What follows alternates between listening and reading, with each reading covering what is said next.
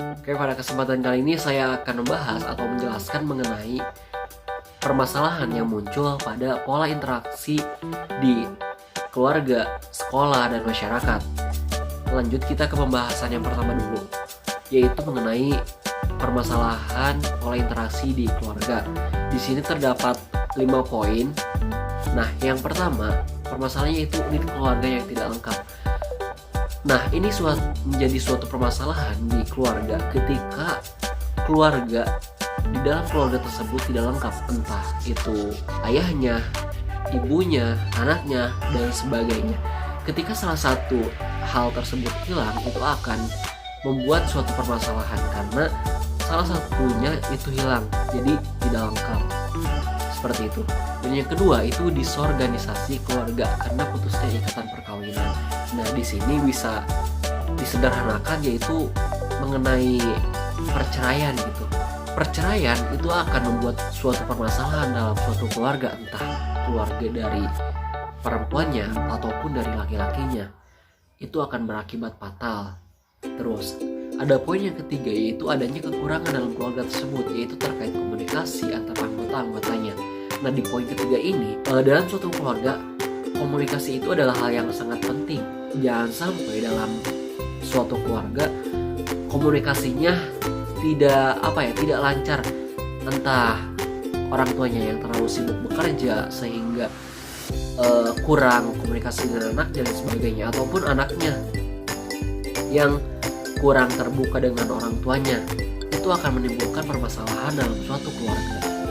Terus poin selanjutnya, ada poin yang keempat, adalah krisis keluarga akibat kepala keluarga tidak lagi mampu menjalankan fungsinya, misalnya karena meninggal, dihukum, dan sebagainya.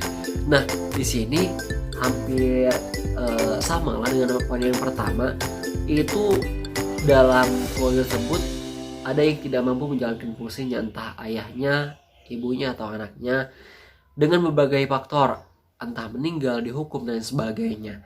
Itu akan menimbulkan permasalahan karena salah satu dari keluarga tersebut tidak ada gitu ininya. Terus yang terakhir adalah krisis keluarga akibat faktor-faktor internal seperti adanya anggota keluarga yang mengalami gangguan jiwa. Nah, terkadang dalam suatu keluarga ada seseorang yang mengalami gangguan jiwanya tidak sesuai dengan manusia yang lainnya gitu. Ada gangguan-gangguan lain, gangguan jiwanya. Begitu, itu akan menimbulkan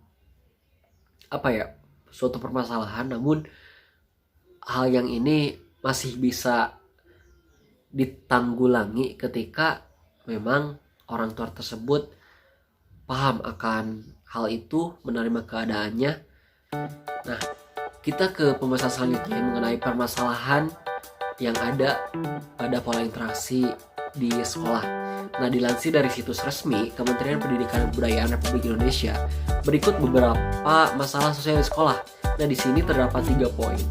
Poin yang pertama yaitu tidak mau bekerja sama atau gotong royong. Nah, ini suatu permasalahan yang sering terjadi di sekolah.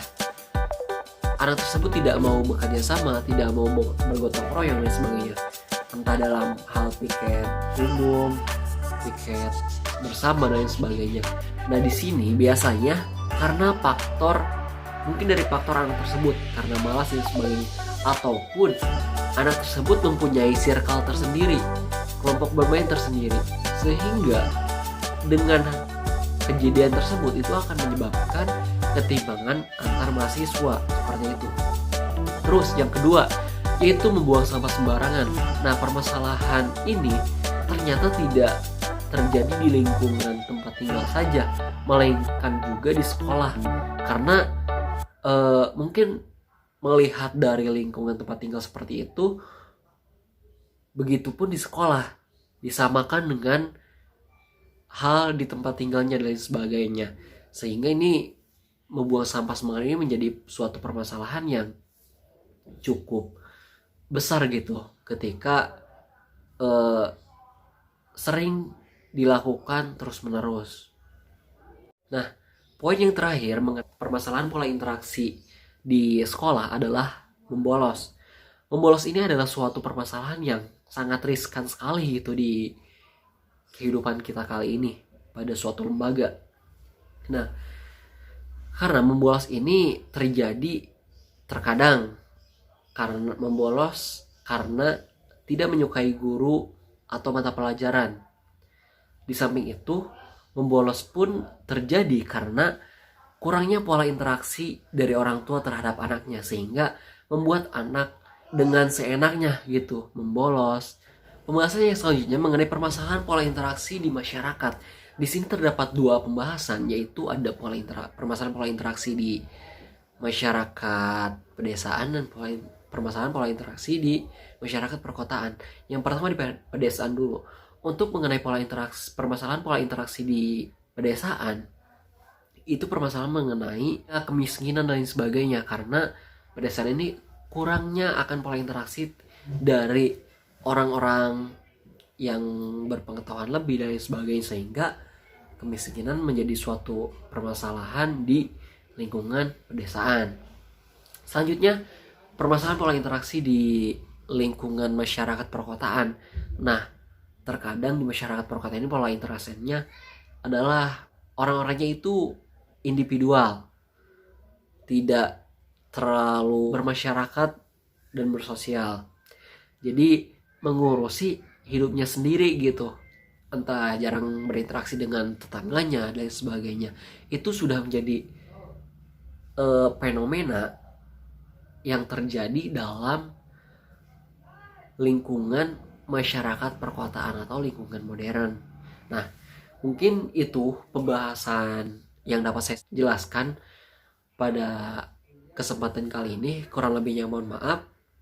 Sekian dan terima kasih.